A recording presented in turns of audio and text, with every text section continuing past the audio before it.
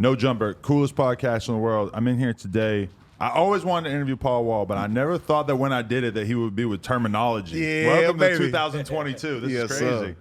What's going on, sir. guys? Happy to be here, man. Happy to be here with you. Very excited to have you guys both in here, especially because me and him were from, how far is Lawrence from Nashville, New Hampshire? Probably like 30 minutes? Yeah, not even like 20. Yeah. That's crazy. How far is Houston? It's kind of far. Shit. Probably a good 24-hour drive or It's like so. there's like an invisible line that separates where he lives and where I live. Yeah, that's why I always wish that I was born like 5 minutes closer to Boston, so I could say I'm from Massachusetts. Because people like New Hampshire, Right. but it's kind of like the same thing. Yeah, it's basically just like a suburb of Boston. Right. You know, it's like 40 minutes out or whatever. But yeah, I mean that's pretty crazy. How the fuck do you guys start working together? I gotta admit, I still don't know.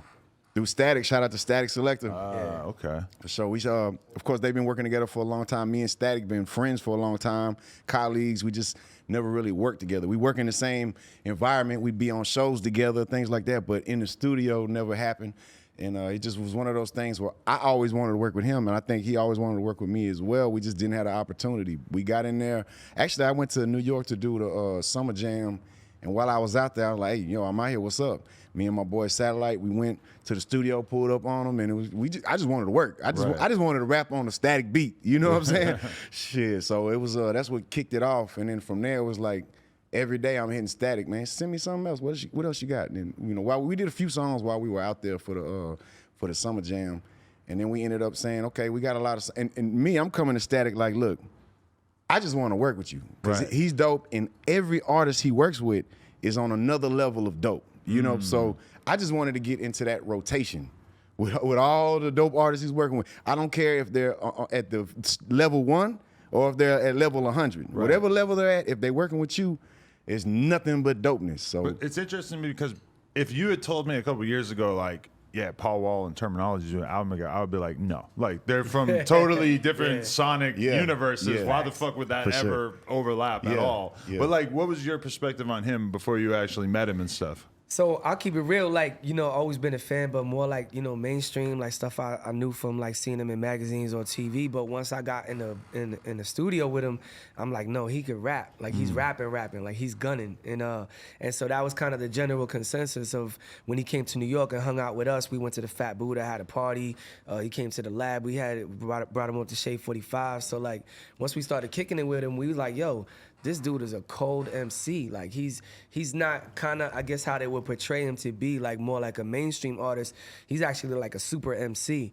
And so, we started with the Pete Rock record. Then we went to the collab with Bun B, and like it just felt natural. It just turned into a project. That's a beautiful thing, man. Like, cause I mean, do you feel like, I feel like the game tends to like put you in the box that you came in on. Right. And so if you step out of that. Exactly. So probably a lot of people would never have assumed that Paul Wall would even have a taste for those types of beats or people who are rapping like that, et cetera. Well, I've always had an opinion that rappers outside of like the New York area or the New York, that area, rappers outside of there, for me from Houston, okay, just an example. For me to be, I get a lot of love in New York, but my OGs that came before me in Houston, they warned us about going to New York. They would tell us, look, it's not like going to the club and doing a pop-up open mic type of concert. Right. When you go to New York, you got to be on your A game. Don't bullshit. You got to have respect for everything they got going. This is where it originated from. So everyone there is on another level of everything because they grew up in it from.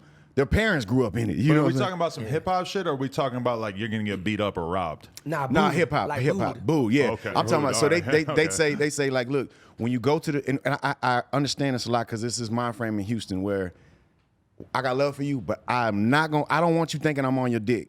So I gotta act like I'm too cool for you, or standoffish. But if you come talk to me and you show me love, then I'm gonna let it open. Oh man, I love you, But until you do that. Nah, I'm not gonna be on your nuts. So Hip hop's like that for sure. So that's what they told me. When you go to New York, they might boo you in New York. So that's what I would always expect. But I never got there. But maybe because I was warned of that, I was always on my note of let me be prepared. Let me be the best me I could be. But I always felt like for an artist like me or whatever to really get like real love and be like, cherished in New York, you gotta fuck with a New York producer. Right. So like when T.I. did Bring 'Em Out, like a lot of people from the South don't consider that one of his top 10 songs. Right. But everybody I know from New York, that's his #1 song. Right. Because it's produced by Swiss Beats. So that's just an example, you know, and there's others throughout throughout like Scarface, he raps sometimes, you know, on DJ Premier beats and things like that. So he gets a different type of respect from, so I always wanted to, but when I'm on a mainstream or a major label,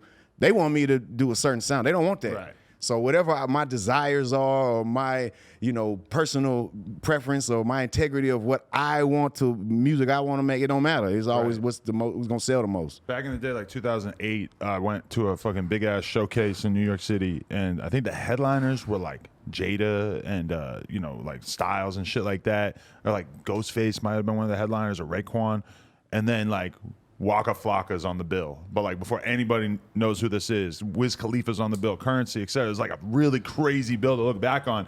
But OJ the Juice Man was already kind of popping, and he had like a big song in New York, even like in the hoods of New York. That was a huge song, the Quarter Brick shit, you know? And then like, Quarter brick, half a brick. so he comes out and performs that song, and keep in mind, like, we're like 45 minutes away from Raekwon taking the stage. Right, right. Oh, they booed OJ bad. Wow. The video's still online. I seen it in real life, man. I wanted to wild out. I wanted to start punching people. I was hurt because I'm like, this is a real dude right here. And over the years, the more and more I know about OJ, being around him, etc., it makes me even more angry because I'm like, that might not be the hip hop you fell in love with, but you should have some respect for it, which I think in New York is kind of like the #1 place, though, that's not going to give you a pass in that regard.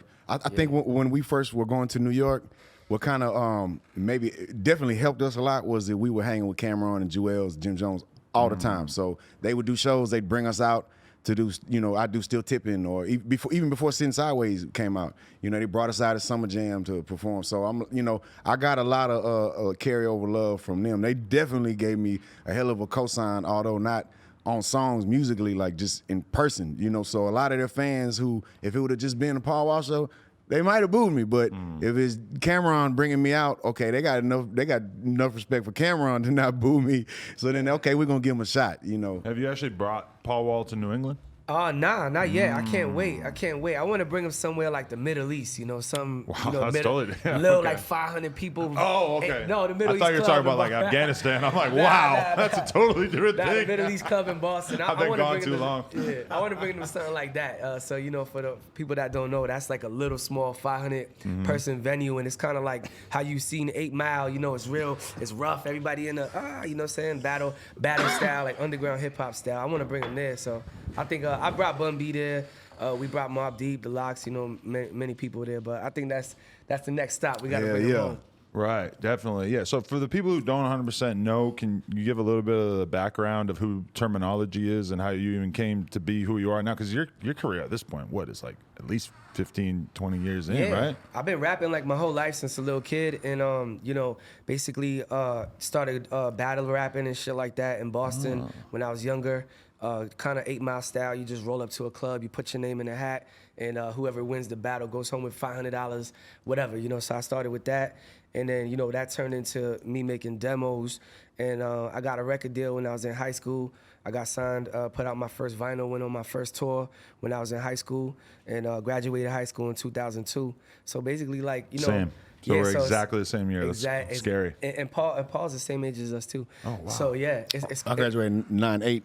For the record, I skipped a grade of high school. Shout out to me. Shit. Yeah, and I stayed back. But yeah, you know, I say that to say, you know, I just kept going with it. DJ Premier, you know, was my first big co-sign, and you know, went on tour with Red and Meth, 60-day tour right off the rip. So I learned how to perform from some of the greatest hip hop producers there, performers that you could learn from. And you know, going on tour with Premier, going on tour with Red and Meth. You know, just kind of helped me get in the game, and some other people like Bun B and MOP, you know, a lot of hip hop legends co-signed me and helped me, along with Statik Selektah, of course, my brother. So, you know, it's just been a ride. It's kind of crazy because, like, you know, being out in LA now, it's like, it's so about where you're from. Yeah. And like, you know, on the East Coast, same thing too. If like in terms of like New York is like the center of hip hop, and if you're from the Bronx or you're from Brooklyn or whatever, they get it. And as soon as you're like, yeah, I'm from Boston, it's kind of like there's just like way. And for me, it's even worse because I'm from fucking 40 minutes outside Boston. Yeah. But Did you always kind of feel like you were an underdog because of where you were from? Because Boston doesn't have as thick a legacy of artists as somewhere like New York or Philly. Absolutely. And even, you know, taking it further step than that, like Boston at least had commercial success with Ed O.G., with Made Men, and with even Marky Mark, you know what I'm saying, with Guru from Gangstar, originally being from Boston. So Boston had somewhat success, but I'm from Lawrence. So that was even worse because they're like, you're not from Boston. Right. You know what I mean? You're looked at as like you're from a city outside of Boston. So pretty much my whole career, you know, I've been forcing people to you know, show respect to my city and understand that Lawrence is, you know, is a force to be reckoned with. I did the BET Cypher with French Montana and, you know, Lawrence, Massachusetts at the BET Cypher. You know what I'm saying? When I got Unsigned Hype in the Source, back when that mattered, when I was in Double XL, all that stuff, it was like I made sure that it said Lawrence, Massachusetts, so I could like really put my city on the map. It's good that we have a fucking pioneer like Paul Wall here too, because he remembers the era in which to be a mainstream rapper from Texas seemed impossible, right? Oh my God, yeah, definitely.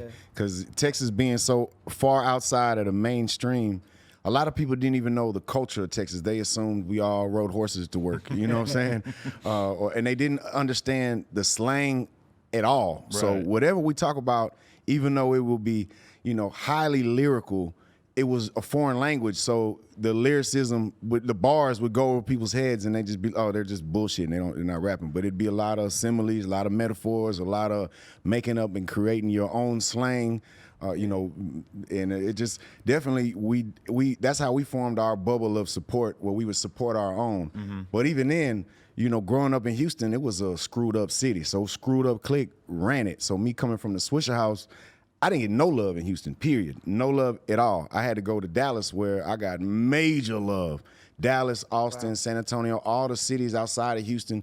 In Texas, we got our own like little chitlin circuit where you could go all through Texas, Louisiana, Oklahoma, the surrounding areas, and really do that for life and have a hell of a career doing it because there's so many cities there that will come out. And if you can't just show up and expect them to show up, you got to go, you know, be out there and see the people and let them see you. You got to put in the work, the actual leg work, or even the social media leg work, whatever you got to do to put in that work. If you put it in, they'll come support you. So we would just do that and, you know, get our own support. I would get that so much that eventually it trickled down to Houston. People from Dallas would come to college in Houston or, you know, whatever. They'd come down there and they'd be showing me love. And finally, eventually, Houston was showing me. Now it's, of course I get love in Houston now. But it's always interesting to me to see when I think how it happened and explaining it to new artists from wherever they're from. And I see this with artists.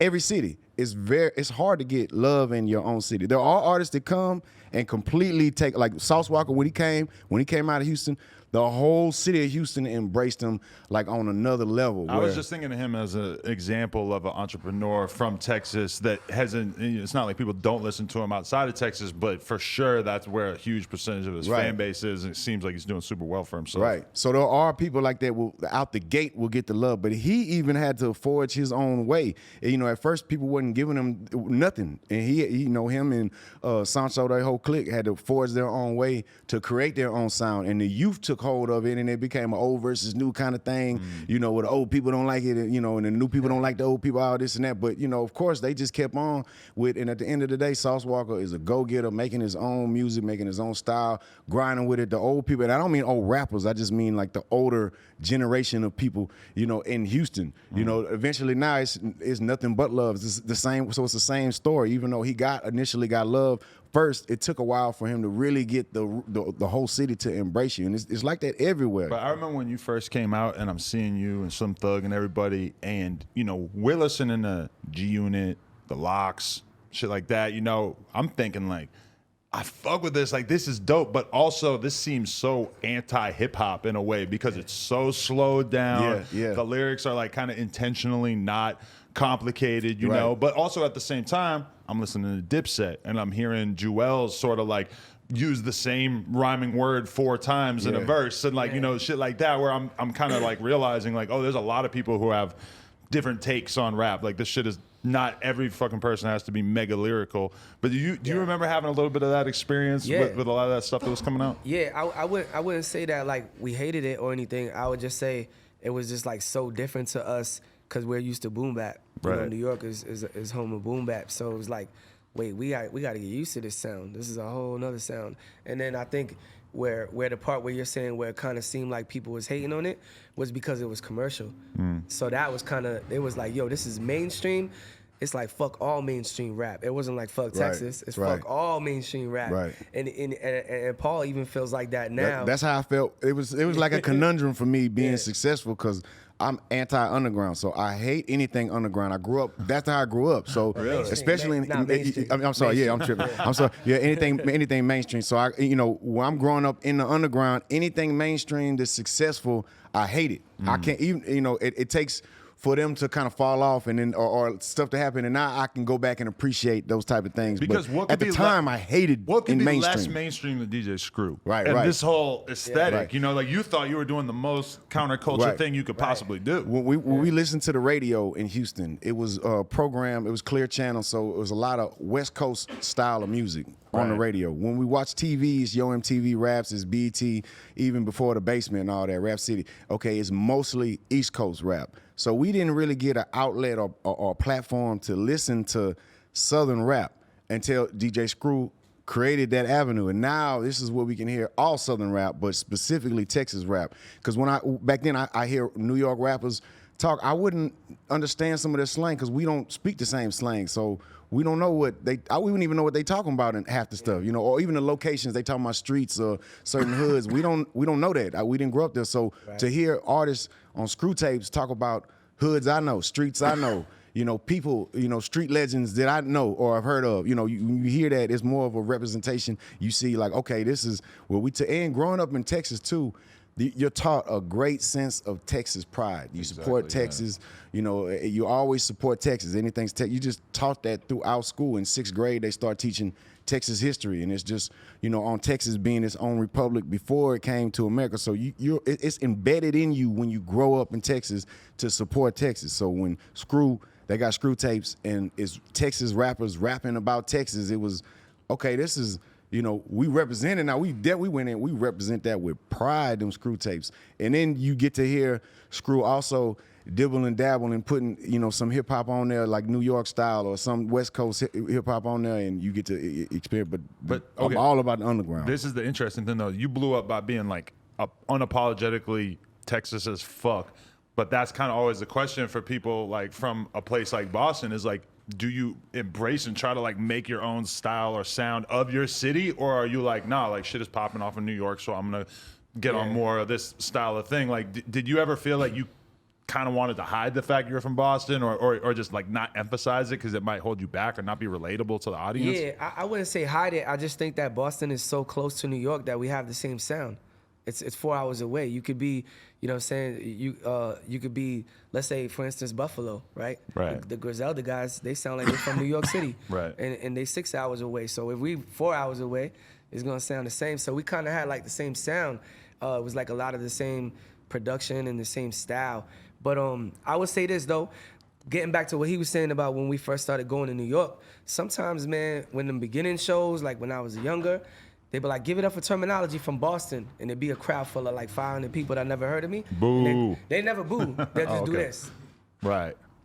You gotta make them, so what I did was I'd be like, yo, I'm Termanology, boom, boom, about to spit something for y'all. I'd start with the acapella. Right. So they'd see, oh no, he got skills. Fuck, where's he from? He got skills. And for people who don't understand the context too, keep in mind that like you could wear a Yankees hat into a lot of bars in Boston and maybe not get your ass beat these days, but at the very least, people are gonna. It was beef. Yeah, people are looking at you like you're a fucking weirdo. And if you wear a Boston hat in New York, it's less tense, but it's definitely like. Nah, it's the same thing. What is that? Yeah. It was bad. Like, yo, it was crazy because when I moved to New York, Statik moved in 04 and I moved in 07. He used to live down the block from me in Brooklyn.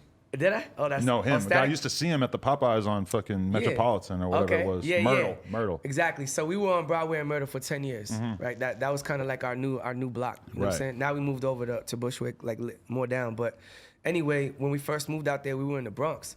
So we lived in the same apartment. So Statik, I lived on the 5th floor, he lived on the 1st. So we moved out there in 04, he moved, and I moved to 07.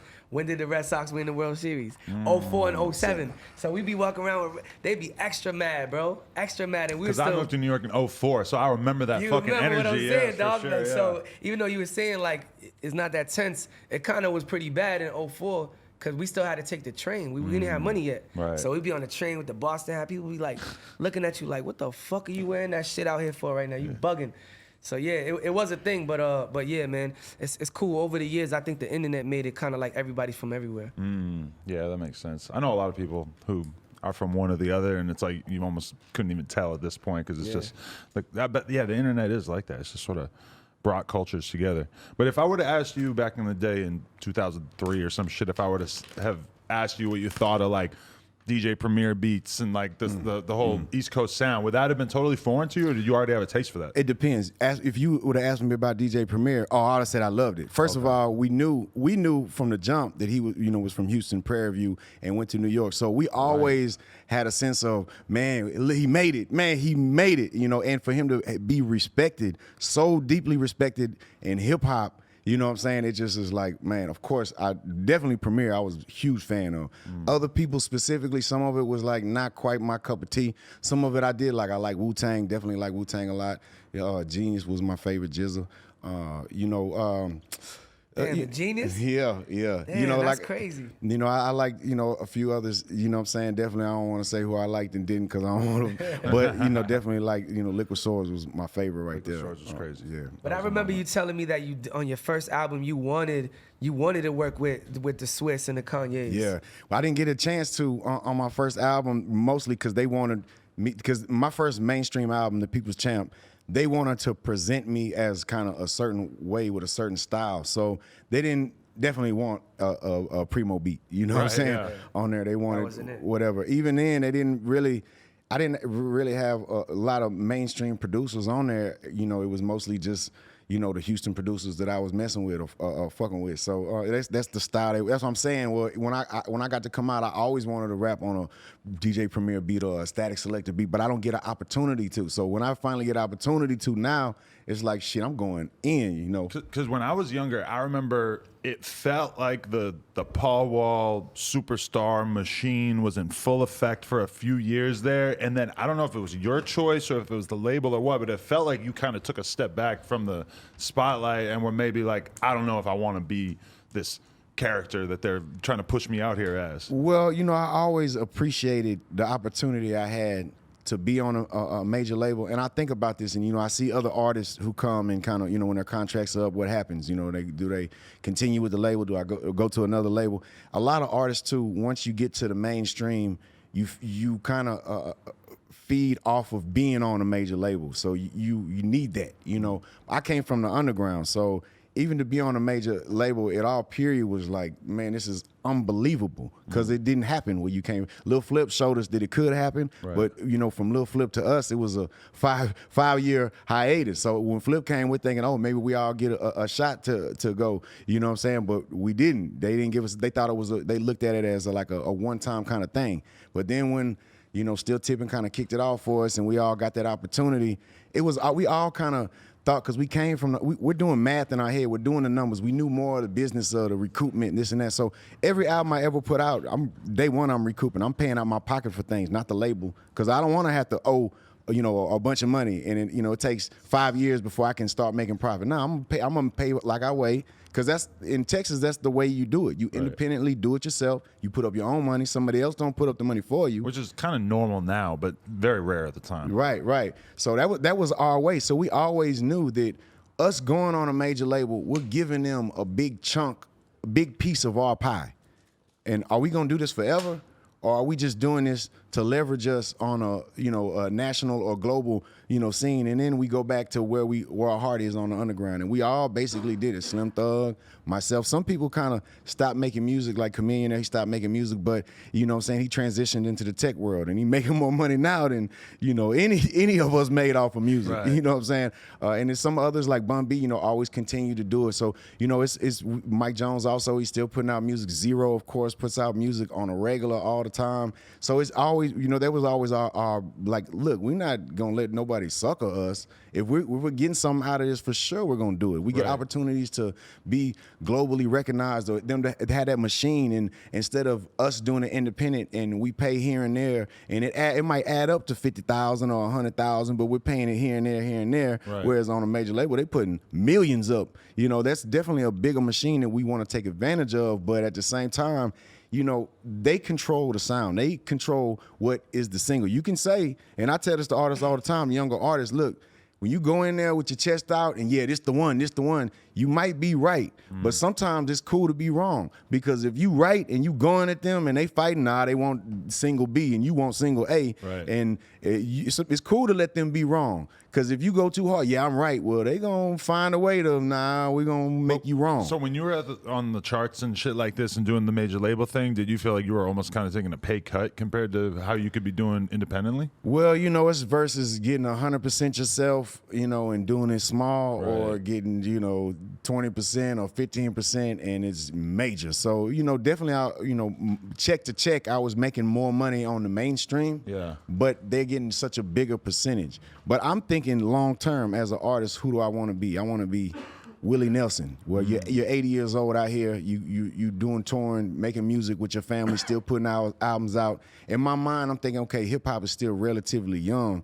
You don't see grandpas out there on the road or people like that. Now it's different. So I can, now I can see who I want to pattern myself off of as a lifelong career artist. Of course, I would like to do other things. I'm an entrepreneur. I'm making money on other things, but my heart, my passion is in making music. So I'm intending on making music till I'm 80 years old, or until I can't record no more. Right. So who can I pattern myself off of? Other musicians who do that. What do they do? How do they, do one thing or another? And you see their like true Hollywood stories of, their careers. And you see, like Stevie Wonder, he's 30 years old. And then he starts having his major hits that we know him for. Before he was 30, he had a whole career that I didn't even really know a lot of that music. I know his music after he was 30. But then when I see the true Hollywood story and I realize, he was 30, and I'm thinking, oh, damn, I'm 30 now. Even I'm 41 now. But at the time I'm seeing it like, damn, I'm 30 now.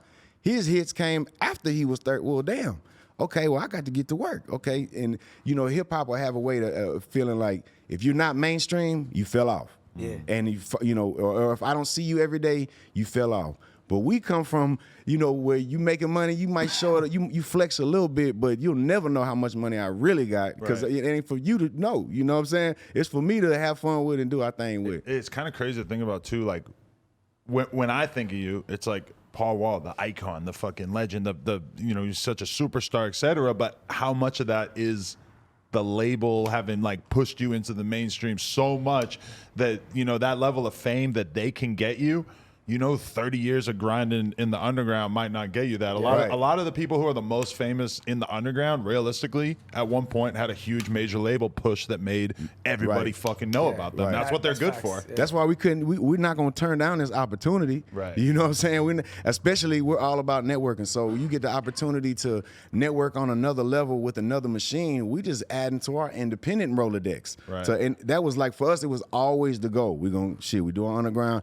Hey, we get a shot to go mainstream, because they always was coming at us with fuck deals, but we like, man, if they come with something respectable, then okay. And when they end up coming to us with our deal, we end up, Jay Prince actually co-signed a lot of the shit to like enforce them, like, look, don't fuck over my guys. These are my guys. Don't fuck them over. You know what I'm saying? Like he had that powerful of a voice back then as well. He was he had his Rap-A-Lot sound, of course. Oh, definitely had that. He had that problem. His whole Rap-A-Lot machine was also tied in with Asylum, who me and Mike Jones was on with Swishahouse. So he had a whole part of that. But for sure, he was actually, his deal. He told him, hey, I'm not doing my deal unless y'all sign them too. He basically made them sign us where they wanted to sign us, but now they kind of had to sign them. Wow. So, I mean, he always had that type of, where even behind the scenes, and we don't know that at the time. We don't know that till later, until they tell us, man, really the only reason why we really signed y'all is because we was trying to sign. He made him sign us because he believed in us. He knew what was going on. So he definitely had that, man. Jay Prince, shout out Jay Prince, man. He, from the whole time, even though we going from city to city to city, he not with us going city to city, but he there. Right. You know what I'm saying? And so he got people worldwide that, hey, I'm with Jay Prince. Oh, that's what's up, man. You know, so they always there, you know what I'm saying, just introducing us to this person, that person, or just helping us build our network. And, you know, so he always been there. Who's the Jay Prince of Boston? Man, I don't know if there is one. Boston is really like independent. Yeah. Yeah, it's not like a no godfather. man's It's not land. like a godfather of Maybe that's what Boston. it's missing. Yeah. More fear. You know what I mean? The More Godfather. hierarchy. There's not like a Godfather out there. Everybody just kind of do their own thing. Yeah. That's weird. I wonder, Yeah. but could we say that about New York too? Like, who's the Godfather of New York? I mean, there's Man. kind of a lot, but then, like, is anybody really like? I think there's like, know. you know, the big homie role that Jay Prince plays. I don't think I've ever seen that in any market. I don't think there's ever been such an influential person like Jay Prince. I'm not from Texas, but I know a lot of people, and I've heard a lot of stories. And you know, I follow him on the gram. I listen to everything he has to say. He's a very intelligent person. I just never seen it. I never seen an OG like that. What do you think about like do you feel with what you're doing in your career and everything, do you feel like you're very much like trying to do this for Boston, or is it more just for yourself? Like do you feel like that's something you want to accomplish in your career, is really helping to put Boston on the map further, the Boston area? Nah, I think when I was 21, that was kind of the idea. Maybe even 25, you know what I'm saying? But now it's like, yo, if you know me, you know me. If not, cool. You know, I have my own niche. It's Right. like the underground supports the underground, and there's gonna be people all over that don't know mainstream. So, you know, now Massachusetts got mainstream artists. We got Joyner Lucas. We got Good point. Bia. We got, you know, Millie's is making a lot of noise. So it's like where rappers are finally getting a shot to be mainstream from our hood. I don't got to be that guy. I've never been a mainstream guy. I'm an underground guy. So I'm okay with carrying on the legacy of Gangstar and stuff like But that. did you ever think about sort of compromising that in a way? Like, did you ever have a time where you Yeah. were like, I'm gonna try to really make some commercial shit so that people, you know, maybe be able to Yeah. tap into the rest of my shit? See, think about it. You know, you said, did you think about it? Yeah, thought about it, but not act on it. Like for when I first started getting, you know, major labels were interested in signing me. So I went to every label. They all told me the same thing. Yo, we love you. You're great. We're going to sign you. Then they don't call you back. You know, because at the end of the day, it was like, how are we going to market this kid? Like he's making boom bap music. Right now, Daddy Yankee's the hottest thing smoking, but he doesn't do reggaeton. But he's Puerto Rican, but he's not he's not famous. And like the only famous Puerto Rican is like Fat Joe. You ever think about doing a reggaeton heel turn? I don't necessarily, you know, make reggaeton or would even think about it. You but could have signed to Nori. He could have ushered you in. yeah, Nori. You would have been breaded up, right. no question, Yeah, right if there, if bro. I was next to Nori at the right time, I think I might have had a reggaeton hit. You know what I'm saying? But what could have been? I think that to be honest, man, I think that underground hip hop is so important for the rest of hip hop, including mainstream, because where it starts. So I think, you know, the universe wanted me to stay right here and be important and be an ambassador the same way my brother Statik Selektah has been. You know what I'm saying? We're like carrying on that tradition of making that style of music. Because we get money no matter what. We've been getting money Right. forever. So it's not like we broke. It's not like we're not legends in the underground. But mainstream success is kind of something that we've strayed away from, maybe because we just never got it, or maybe because we didn't really want to sell out. Right. But what really brought you guys together, like sonically, or made you want to work on like so much music together? Like, this one thing to fuck with each other and be friends and do a couple songs, but you guys seem to have formed more of a relationship. It was organic. It was natural from the jump, man. From the first song we did together, you know, we vibed together personally, like you said first. And you know, there's been people I made some pretty big songs with that I don't vibe with personally, you know. And I Nelly? feel no, shit, definitely not. Shout out Nelly, man. Shout out Nelly. Don't hate nah, man. gotta I talk love girls Nelly, before man, the my end of boy. this, Nah, but you know, some of these type of people, it's like, man, I don't never want to work with them again. You know what I'm saying? So, you know, and I hear that. and there's been people I've met where I don't really fuck with them, and then I meet them, and okay, yeah, they cool, and then I start hearing their music, and it's like, okay, yeah, I fuck with their music, you know what I'm saying?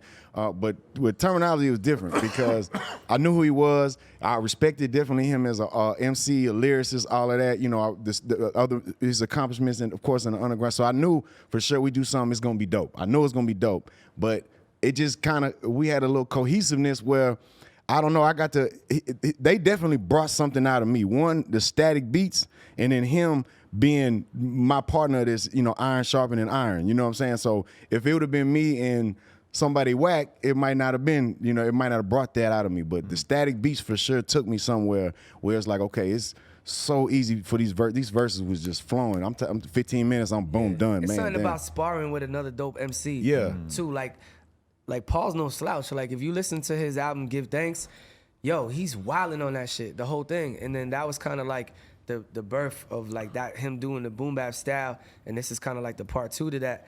But that's when I really took notice to it. I'm like, yo, he's really wilding on these bars. So I kind of took it upon myself to show New York City underground, like, yo, listen to Paul Wall. Right. Like, this is not the mainstream Paul Wall that you might have heard. This is new and improved 2022 Paul Wall, and he's wilding. You know what I'm saying? Like, and I love it. All the YouTube comments, the Instagram, they're like, yo, but Paul Wall raps like that? They're really excited for him. And I'm excited to see him get his flowers, you know? And I really didn't, you know, it's not like I'm switching it up too much, you know. I'm like, you know, it's still Paul Wall, you know what I'm saying, but it's just a different Paul Wall, you know. And I remember going to Sweden, and my boy Chubby out there, he, you know, he only likes boom bap, you know, and he brought me out there for a couple shows here and there, and he's all about only boom bap. So even though he got love for me, he like, yeah, you cool, but until you boom bap it out, you ain't, come on, you got to boom bap. This is what it's all about. So that kind of really in me, that sparked it, and this was like, you know, about 10 years ago, where even before that, I always wanted to, you know, do it, but that's what really sparked, and it became clear to me that it was like, you know what?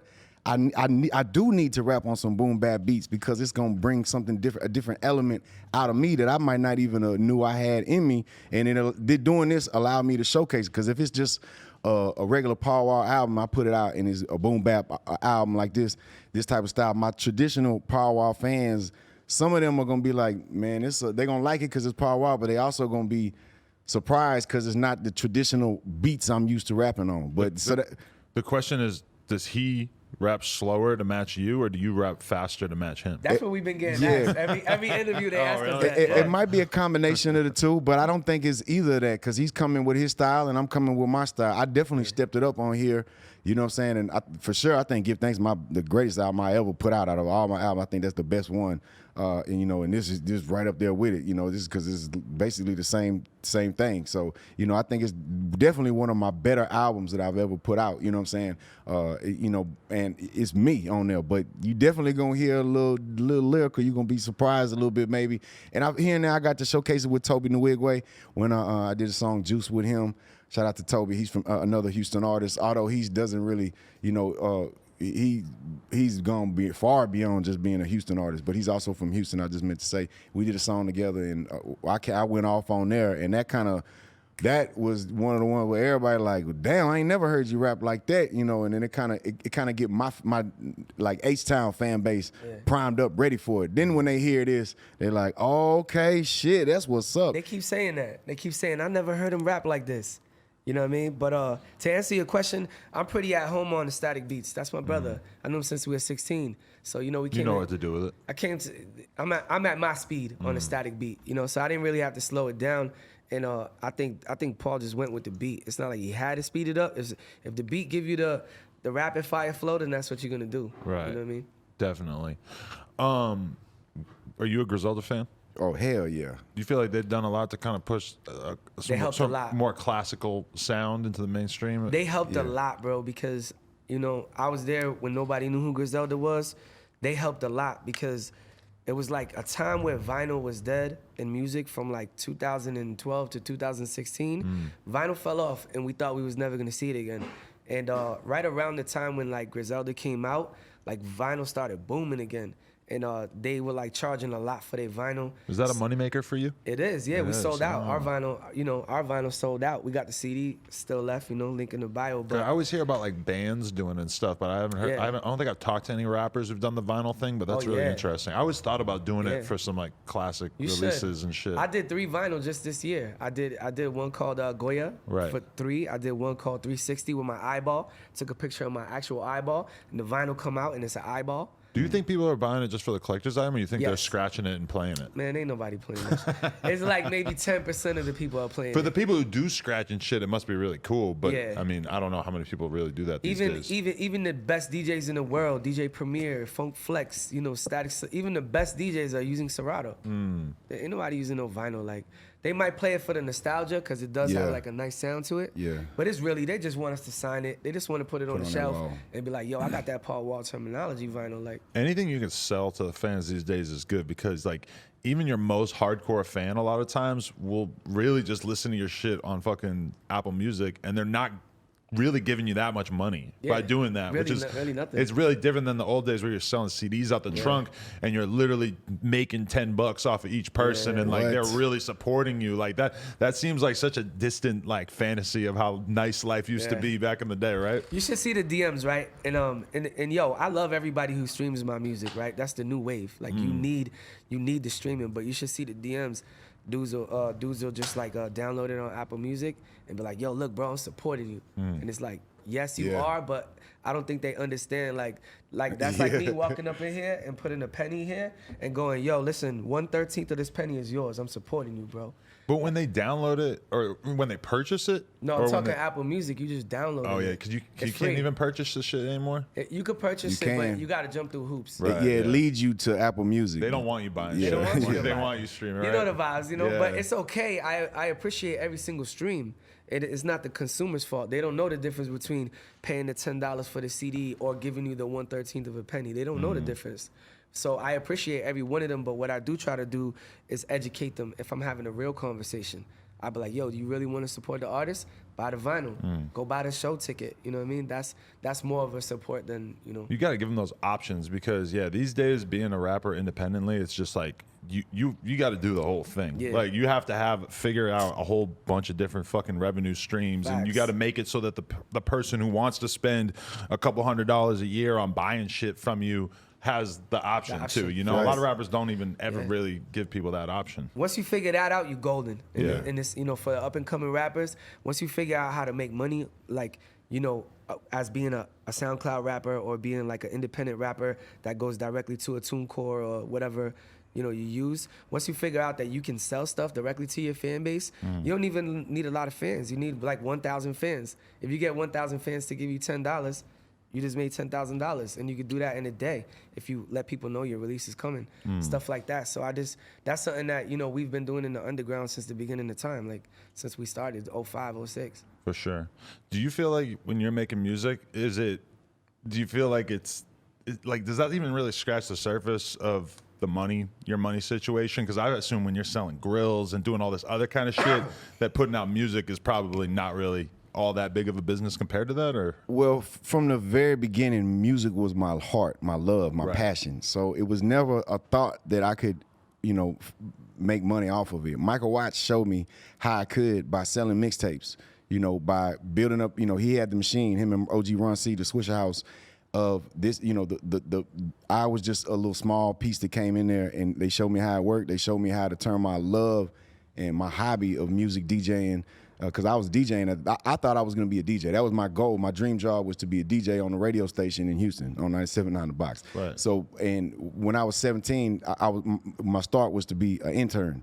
But they had just changed the rule. You had to be over 21 or something to be an intern. I'm like, oh fuck! I thought my career was over. Like, oh man, that's it. It's over for me. Because there were no rappers that came out, you know, that I knew from my neighborhood. That were professionals that have been doing this as a career. Well, this is their job. But I saw DJs, so I said, and I really enjoyed playing music that I loved, not what, you know, 'cause what I heard on the radio wasn't what I liked. I don't like that type of music. So when I DJ'd, I'm playing my music that I like, not Paul Wall music, my music, but I mean my music that I listen to.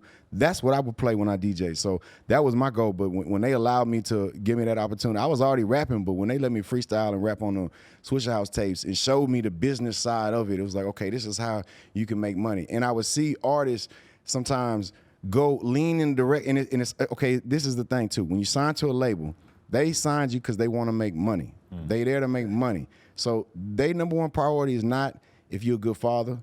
It's not if you're a good husband. It's not if you cool in your community and you give back to your community. It's not if you uplifting people. They care if you making money. So They making money from the music, not like the other revenue right. streams that you might be building at the same time that they have no involvement in. Music and the merch. Exactly. So, you know, they're always going to lean a certain way. They're going to pick certain songs. They're going to want you to make certain music that they can market a certain way that will maximize your potential, which that's the business model of it.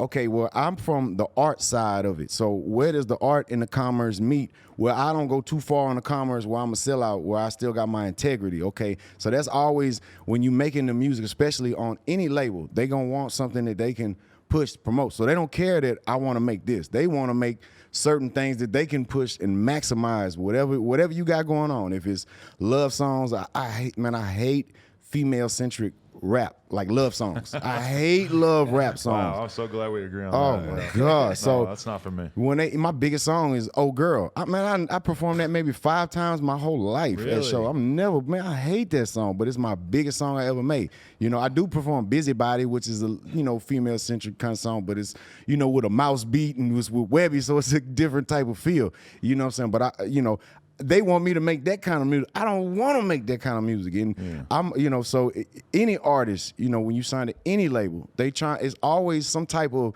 give and take of how can they make the most money off of you.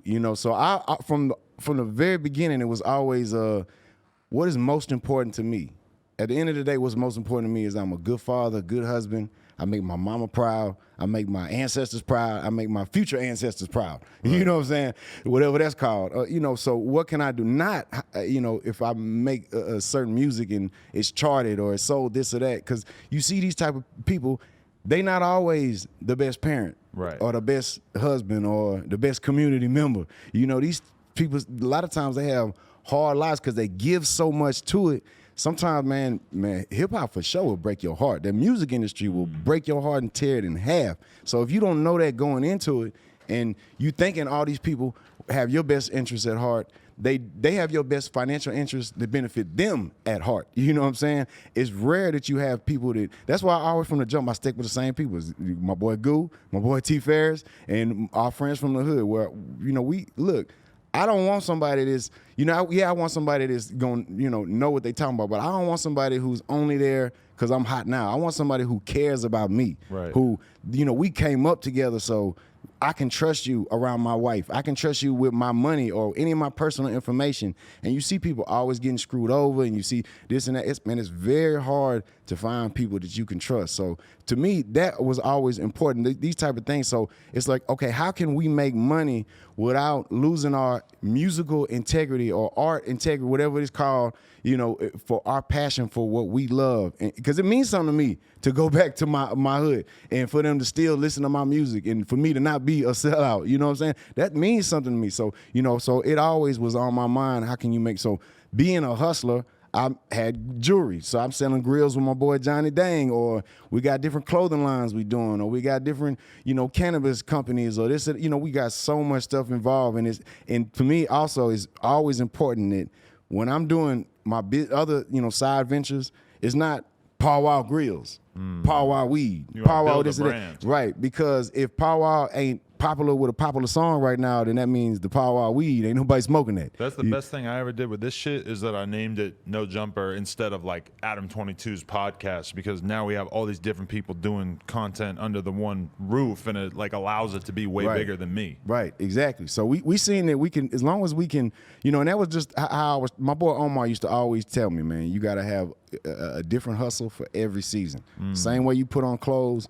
When it's hot, you put on some shorts or some slides or something, t-shirt. When it's cold, you put on a jacket. If it's half and half, you might, whatever, put on a long sleeve like I got my Be Someone shirt on. So, whatever, it's just all about having a different hustle for every season. If only you stick with only one revenue, one hustle, whatever, your whole livelihood is going to be tied to that. But if you can have different hustles and you can whatever, then okay, I can make the music I want to make. That's why we just self-release. Because we, of course, we lose an aspect of having the machine behind you. And sometimes, to have some success, you need somebody who has the vision where we have a bias of what we like, because there might be certain songs we talk about where we talk about something personal, where this is my favorite song because it means something to me, because what I'm saying in there is just so personal that I'm sharing that I love this song. But you might not give a fuck about that. You might like a different song because my ad-libs or something. But do you guys bother to like pay PR companies and shit at this point in your career to like help get you out to a bigger audience? Is that part of the game at this point? For sure, because we have our own connection connections or people we know, but still you need somebody to organize and set it up. And you know, we could do it ourselves, or we reach out to these people, but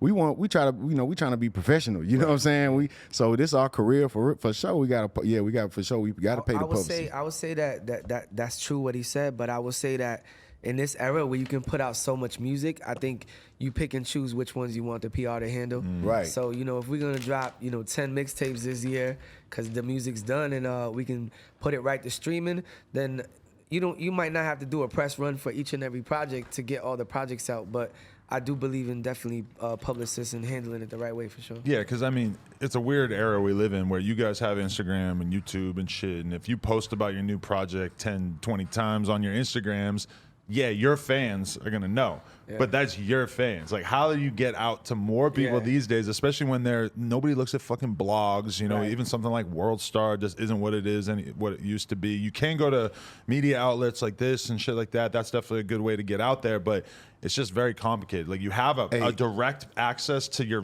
hardcore fans, but to everybody else, it's kind of hard to get to them these days. People have a misconception that just because somebody know it's out, that it's bringing in revenue or that it's even successful and you making a profit off of it. Sometimes they put so much money into the promotion of a project that you don't even recoup that. You might never make no money off of that project. Right. So, and also, you know, with Instagram or whatever, it's man, look, I have a huge Facebook following.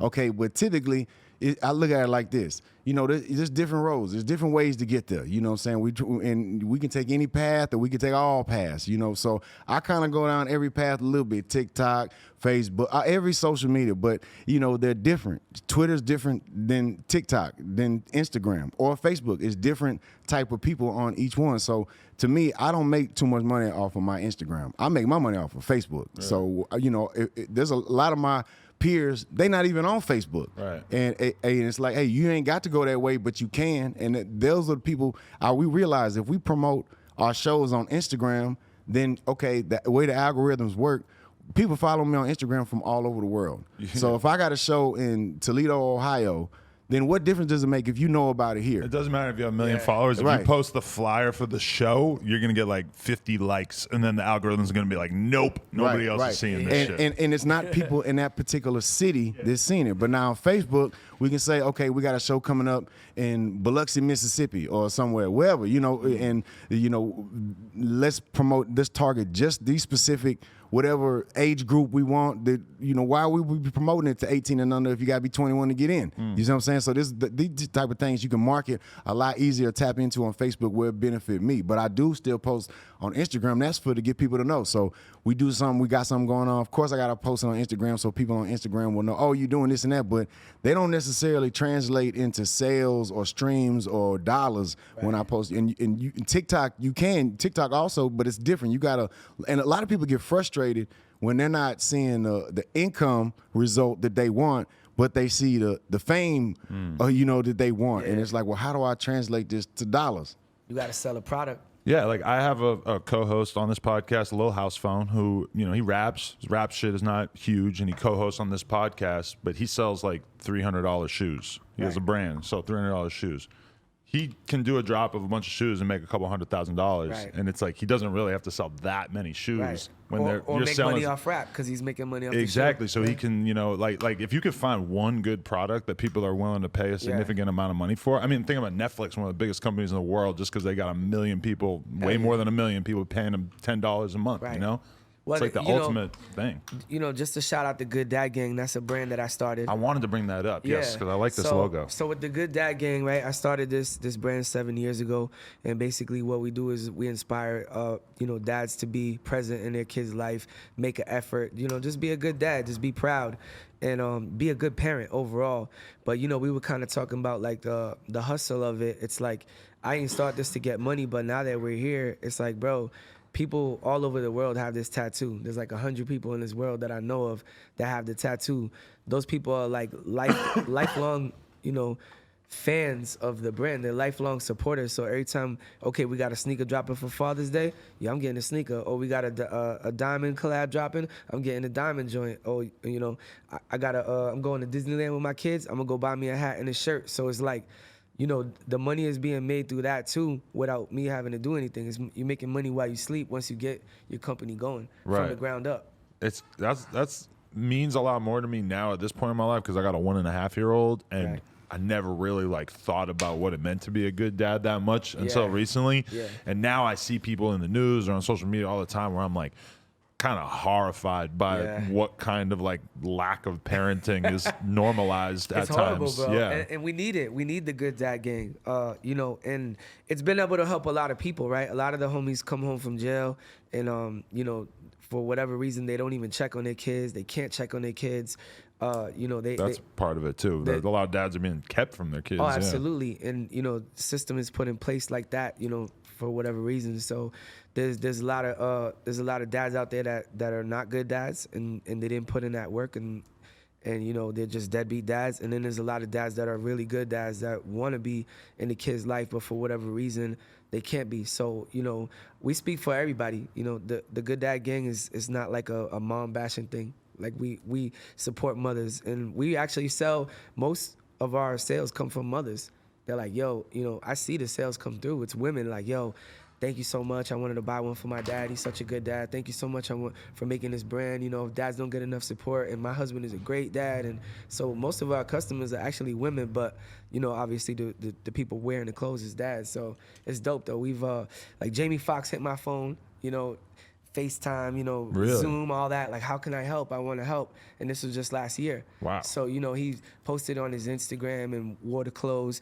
Ludacris, you know, Charlemagne, a lot of celebrities, whenever they find out about Good Dad Gang, they're like, wow, I really like that. Like, that's needed. And do you sell these, or is this just like a single custom pair? So this specific sneaker is dropping in May for this year's 2022 Father's Day. This is a Patrick Ewing Good Dad Gang collab, so you can see the logo. That's me and my daughter right there. You think Patrick Ewing is a good dad?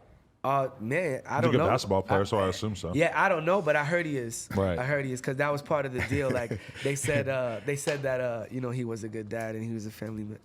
If he wasn't, we would probably know. Yeah, yeah. No, and the funny thing is, we did a commercial last year for Father's Day, me and DJ Premier. We did a Good Dad Gang Star.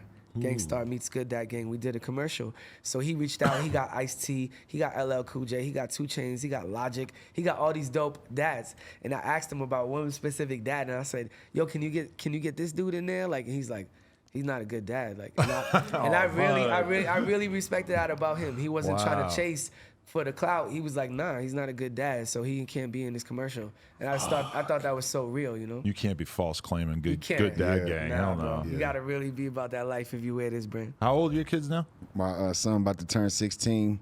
My daughter, she's 14. How are they dealing with the pressures of being Paul Wall's children? I think they deal with it great. Of course, they internalize a lot of it, so they might not share it all with me, but I try to communicate a lot with them, you know, about who I am, or, you know, why people this or that. You know, it's, hey, they don't, but there are other celebrities kind of that they go to school with here and there.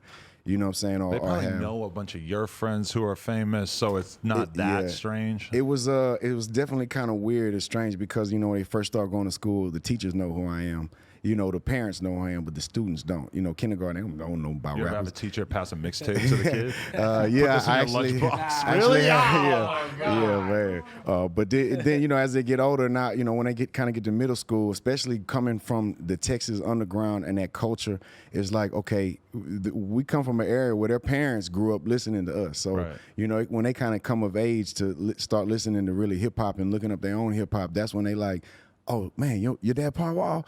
And so then, especially when they get to high school, even though it's, you know, it's different generations, so the high school kids might necessarily not listen to me, but they still might see me as, oh, he can put me on. So I'm definitely there's other students always coming to me trying to get me to put them on or this or that. So it's a little awkward, but, you know, they deal with the, you know, the fakeness of some people wanting to be friends with them because they famous or they rich or this or that, you know what I'm saying? Or, you know, one time I went to jail and it was on the news and they got to deal with everything they say about me that way or this way, you know.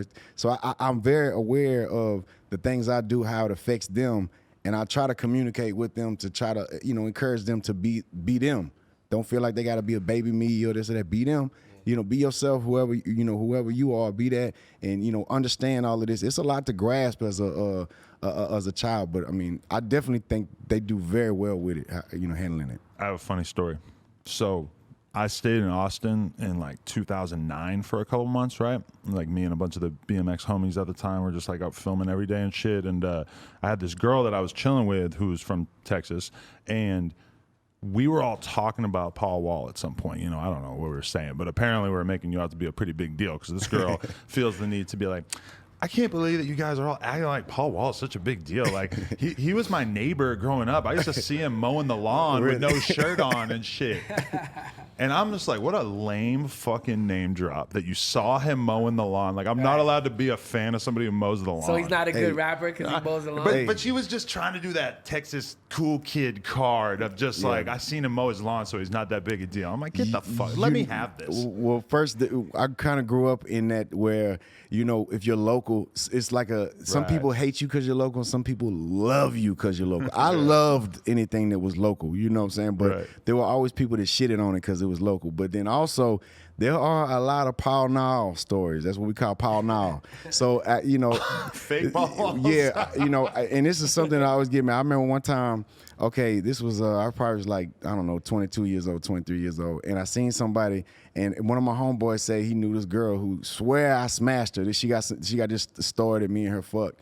And I'm like, nah, I ain't mess with this girl. I don't know. At this time, I'd only slept with one girl or something. You know, whatever age I was, I'd only mess with one girl like that. So I knew this girl was lying, but she was swearing that I fuck Paul Wall, I fuck Paul Wall, this and that. And then I meet the girl, and she's like, wait a minute. You Paul Wall? I'm like, yeah, you look different. And I'm like, what you mean I look different? She said, yeah, don't you remember we had sex in the back of your truck? And I'm like, a truck? I ain't never had no truck.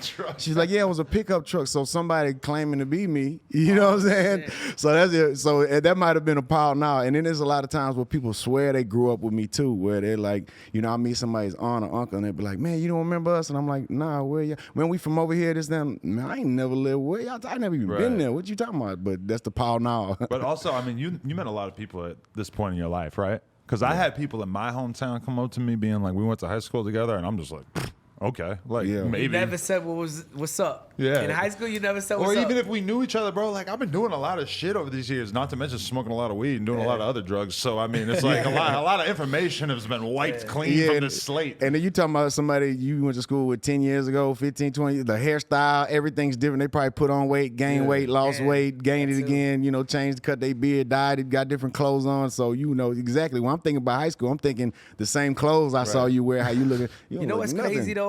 You know how you just said like somebody, you know, might have been pretending to be you. Like I don't know if y'all seen it. Fake terms. Like, there's a fake Khaled. There's a fake Drake. I mean, saw these that, people the fake look Drake. just like just like get the same kind of, you know. I hung out with the fake Drake. It was freaky. Get out of here. Yeah, like at moments it kind of like weirded me out. Like I felt like I was looking at Drake. Was the girls on him though? No. Okay. There's not a lot of girls here, but you know. Was he talking like Drake too? That's like the weird part is his voice is different, but he is from Toronto, so he does kind of have some similar voice things about it. Yeah, so weird. Shit was weird. Fuck. Okay, what else is going on? You guys on Team Will or Team Chris? I'm on this, man. I'm glad you brought that up, bro. Look, man, my blame is on the Oscars. This is the same blame I have for when Kanye went up on stage with Taylor Swift at the MTV Awards. Where was the security at? Look, man, I'm saying I know they certain people. Look, ain't no way they let me walk up on stage. Right. So what if it's and they can't say, oh, we thought it was part of the show. Either it's part of the show or it's not. If it's part of the show, you need to know it's part of the show. You security, you need to know it's part of the show. They walking up there, they're gonna do this. If it's not part of the show, there need to be some type of protocol. I'm talking about as many years as been these awards, they don't have no protocol if somebody walk up on stage. Because every rap show you've been to with 500 people there, 1,000 that people shit there, happened. that would not. But there's security standing right security there, so it won't happen. Exactly. Like, yo, you can't. Exactly. And that's at these rinky-dink ass rap shows with 500 people. And they say, oh, we can't have security because it's intimate and it's, you know, a certain level of, you know, camaraderie amongst the actors. They're supposed to protocol this and that. Yeah, but where the security at to prevent this? Because at any time, somebody could come up and they'll be fucked up, drunk, high, anything, and just wild out for whatever reason. At any time, somebody could get up there with a political view that they won and somebody in the audience got a opposite political view and they like, fuck it, and they're using this moment to go up and do something. I'm talking about this. Y'all ain't got no security protocol protocol. So my blame, I'm not on Team Chris. I mean, I feel a certain way about Chris. Where I like how he handled it. I feel a certain way about Will Smith. You know, I applaud him standing up for his wife. Although I don't, you know, I'm like, damn, I don't think this was the right way or the right time. But it's not me to judge. But my blame is on the security. Where was the security at, man? They ain't got no security protocol. Shit, man, they better come up with it. There was a long walk up there to Chris Rock. They say, oh, we can't have. Look, I done thought about this a lot, man. I thought about this a lot, man. Look, they say that we can't have security because it interrupt. They want to have the intimate look where it's just actors and it's just whatever. But nah, fuck that. Where the security? What if somebody really did something like serious? You know what I'm saying? Like, I'm surprised that they don't got no security protocol at all. Remember they somebody snuffed Dr. Dre when he had the Vibe Awards? It's like, how does that happen, bro? How does somebody run up on Dr. Dre? Like, how? Like, where's the security? You'd think they would have learned by now. That's wild. Shit is crazy. Yeah, so I know they mad. They trying to. But y'all think it's real? Y'all think it's 100% real? I think so. I mean, at this point, You think it's real? I feel like it was pretty like 100% compelling. real? It look. I mean, the reactions look real, but we also talking about incredible actors. You know what I'm saying? Yeah. And I don't know. You know, I think it's real. I'm on the fence. I feel like it's real, but then I'm kind of like not for sure that it's real. Paul Wall, there was a tweet that we discussed on this podcast about a year ago, and I just wanted you to read this and let me know what you think of it. Oh yeah, I seen this. I seen this. I'll read it. I want to know what it was about the social climate that made Bubba Sparks and Paul Wall acceptable back in the day, LOL. Because that shit would not fly in 2021, LOL. Yeah. I couldn't believe it when I read that because I was like, I feel like Paul Wall is one person who is always so cool and so obviously just a down-ass participant in the culture that I felt like I never really heard Paul Wall get the shit that you've heard an Eminem get. Right. With all respect to Eminem, he went through it. I never really saw Paul Wall having to go through that gauntlet. Paul Wall, the people's champ, man. People's champ, baby. I mean, I definitely have my criticism over the years here and there, but you know, I mean, shit, man, I always try to group myself in with the Texas artists, so I don't really get compared to Bubba Sparks. You know what I'm saying? So for me, when I saw it, I was like, well, of course he only saying that because we both white, but you know, to me, it's like shit. I wasn't grouped in with the white rappers. I was grouped in with the Texas rappers. You know what I'm saying? True. So and that's what I always aspired to be. And then too, you know, coming up on the Swisher House tapes, maybe they didn't know what my race was when you hear it. It's slowed down, this and that. Or a lot of times, actually, when me and Kameen, you know, rapping on the Swisher House tapes, they knowing it, okay, they might find out, okay, one on white. A lot of people thought Kameen verses was my verse because he had like more of a proper delivery where, you know, where he pronunciated his words was a little bit different. So, you know, I don't know. I didn't really ever get too much shit for being white or that type of stuff. But I do remember one time in Florida, we were in Pensacola, Florida. Shout out Pensacola. Yeah, man. We were at what was it called? Star 69 Roy Jones Jr. Club. I think it was called something like that. And me and my boy Lou Hawk, rest in peace. I was performing. Me and Kameen were performing. And I was at the bar, me and my boy Lou Hawk. I seen somebody next to me say something to his homeboy. Say, man, when Paul Wall coming on stage? That's the only reason why I'm here, man. I'm tired of this bullshit. I'm ready to go, man. When Paul Wall coming on stage? And I tap him, I say, what's up, man? I'm about to go on stage in like 15 minutes. And he look at me like he was about to slap the shit out of me, like, man, what the fuck you doing talking to me? And I'm like, I could see that he was looking at me crazy, and I was just like, yeah, I'm about to go on in like 15 minutes. All right, I see. Then I was like, man, what's up with him, man? Shit. Then I performed, and I seen him afterwards. And he said, damn, this whole time I ain't know you was white. Because he said, man, look, I hate white people, because where he lived, that's how he was raised. You know, he was like, man, I hate white people, but you my favorite rapper, and I never knew you was white, so I don't know how to feel. Like, that's why when I seen you at the bar, I'm like, who is this white boy coming talking to me? Wow. Shit, you forced him to confront his own prejudices. That's pretty cool. So shout out to Pensacola. Imagine a world before social media. Before you fucking Google the guy's imagine name. A world I'm pretty sure that. Google was out for the entirety of Paul Wall's career, but you know. Well, even me, man, I always wanted to be myself, be true to who I am. That's what my mom always told me. That's what I was always taught. Be you, be yourself. You know what I'm saying? So some people believe it. I believe that, you know, to be myself. So I always been myself. So some people like it, don't like it. I'm the same. Me and Chameleon live a few houses down from each other, so we're not too different. You know what I'm saying? Speaking of Chameleon now, we have a host on here, this dude Duno, who's a Mexican kid from around here. He's 22, and he was doing a podcast with an older comedian, and the comedian mentions that he did a song with Chamillionaire, and Duno says, "Who's that?" Should we discipline him for this? I don't know. He's kind of a different generation or age. Different coast, different age. Yeah, so I kind of still feel like we need to beat the shit out of him for it, but I don't know. Yeah, I mean, shout out to Chameleon. He's definitely had a hell of a musical career. Legend. You know, he went platinum. He won a Grammy. You know, oh my God, man, shit, for him to win a Grammy for Houston hip hop, man, that was huge for us, man. Yeah. That was, you know, the funny thing was, we were nominated with Grills up against Riding Dirty. So in my mind, I'm thinking neither one of us gonna win because some people gonna vote, some people gonna vote. It's gonna split the votes, and then somebody else might win. You know. So, but congratulations. I'm glad he won. You know, of course, I wish I would have won, but you know, I'm so happy for him to win because it's just a testament to his talent and hard work. Right. But you know, he's a businessman first and foremost. You know what I'm saying? So when he's not gonna do a deal where he's letting somebody else get money that he feel like is his money, you know, and he's not gonna pay you to do something that he can do. Right. That's just how he is. He's a businessman. He's a very strategic businessman. So with music, you gotta let them eat. You know, he's kind of doing all this tech shit and everything, exactly. right? So as soon as, man, like I say, he's a businessman. So as soon as you start making money in tech, you're like, what the fuck I need to make money doing music for? I'm making way more money doing this. Do you guys aspire to like develop revenue streams that are outside of the culture and of music? Because like when you see something like that, it is kind of inspiring to think, fuck, he went completely outside of the box that he came up in. Absolutely. Like, you know, in a perfect world, bro, it's like you got money coming in from everywhere. You got real estate money. You got, you know, cryptocurrency money. You got merchandising. Paul Wall selling jewelry. We doing TV shows. We're doing sync licensing. We're selling vinyl. We're doing live shows. Got that satellite supply. We got that bud. Satellite in a OG. perfect world, it's just money coming from everywhere. You know what I mean? The fact that we got revenue streams from elsewhere allows us to put our heart into the music, not our financial mind. We don't got our financial hat on when we make the music.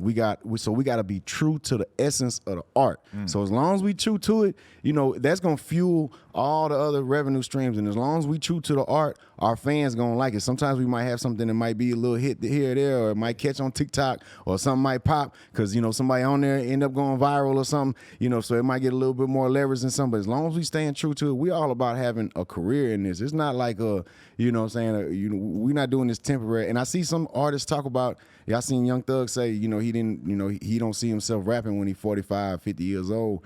And man, when he 45, 50, if he still got a passion for making music, I'm sure he gonna change his mind. I heard a lot of rappers say that over the years that kept rapping their asses off until they were old and gray. But look at Snoop, bro. Wouldn't we all aspire to be Snoop? Right, exactly. Snoop is cool as shit. Exactly. He cooler than you, and you half his age. So it's like, come on, bro, that's Snoop Dogg. Like, to me, I like to give game to the young cats, right? I give a lot of game to the young cats. So they always ask me different questions, and they always have like a lot of misconceptions. And I try to lead them in the right direction of like, yo, listen, man, aspire to be people that are gonna last in this shit. Right. Like, that's kind of the advice I try to give them. Could you see yourself doing a Corona commercial like Snoop? Like, Hell yeah. I was watching a football game. I seen him doing like all these deals and shit. I'm like, holy fuck, Snoop is like a different type of celebrity at this point. This shit's crazy. Yeah. But one thing you can say too, everything Snoop got is true to Snoop. You know what I'm saying? Like, man, so, and you know, if he got his name behind it, it's gonna be some good shit. He was throwing up gang signs at the Super Bowl. Yeah, He's a GOAT. He's a GOAT. That's a big deal. Definitely the GOAT, man. Shout out to Snoop. Yeah, that was definitely a conversation. Are you trying to get him in the grill game or what? For sure, man. We need to set up a jewelry store in Lawrence. Yeah, let's get it, man. I just need my own. Coming soon. We're gonna set it off with the turn grill first, and then we go from there. Definitely. You think I'm fucking up by not wearing jewelry? No, I mean, everybody got their own style. You know what I'm it would saying? improve my life though? I feel like in a way, wearing jewelry like makes people pay so much more attention to you that it's kind of like a better decision to do it. I'll say this, you know, of course you got people that love you and you got people that hate you. So you putting jewelry on, that kind of incite them to, maybe make a move with this and that. Don't mean it's going to work out in their favor, but still it kind of sometimes it might attract them because they just waiting for something to throw them off the edge to give them that encouragement to try. But I would say this too, having a jewelry store, I've seen a lot of people come in there and they Clark Kent. They put on that jewelry and then they Superman. And it brings out something different in certain people. And when I seen people when they lose it for whatever reason, financially go broke, go to jail, you know, whatever, actually lose it, you know what I'm saying, with their jewelry, whatever, get robbed, whatever. However they lose their jewelry, they come back in there, it's Clark Kent. Then all of a sudden they get their jewelry game back up, then they Superman. So some people, the jewelry really do bring something out of them or make them feel a certain way, to put their chest out, to feel, maybe give them the confidence they need, you know what I'm saying? But just if it's you, get out, man. You know, I used to be a lot more into jewelry in my younger days. As I got older, it's like, man, I done had 1,000 chains, so it's like, man, sometimes I do get inspired to, man, you know what, I got a new idea, something I never seen somebody do. That's the only time I really get inspired on any type of jewelry to personally wear, is if it's something I haven't seen somebody else do. But other than that, it's like, man, shit, I personally, man, I got 1,000 grills, 1,000 chains. You know, it's like, man, I don't even care no more. I gotta have Johnny tell me, hey, man, put on a couple chains. I'm like, I don't give a fuck, man, shit. Are you ever selling somebody some jewelry and thinking like, damn, this dude's a bitch. Somebody's gonna take this shit. Like this shit is gonna be gone.